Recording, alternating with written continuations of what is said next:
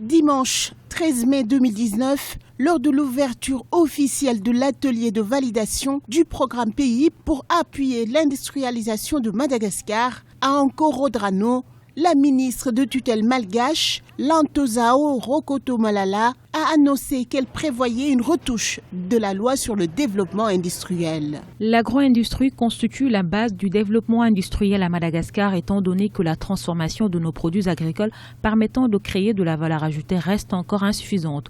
Nous voulons apporter une certaine modification dans le but de la mise en conformité de cette loi sur le développement industriel avec le programme IEM. À noter que c'est la première fois de son histoire que le Madagascar dispose d'une loi sur le développement industriel. Cette loi a été votée à l'unanimité par le Sénat le 13 décembre 2017, après validation de l'Assemblée nationale.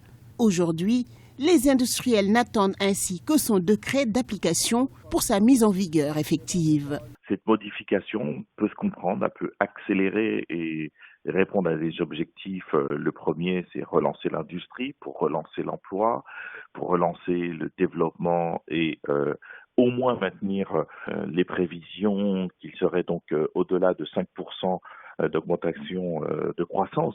Je pense qu'il est plus judicieux d'apporter des modifications pour être en phase avec l'accélération du développement économique industriel. Le financement nécessaire pour la mise en œuvre de cette loi sur le développement industriel est estimé à 35 millions de dollars. Environ 40% de ces fonds ont été identifiés selon les autorités malgaches.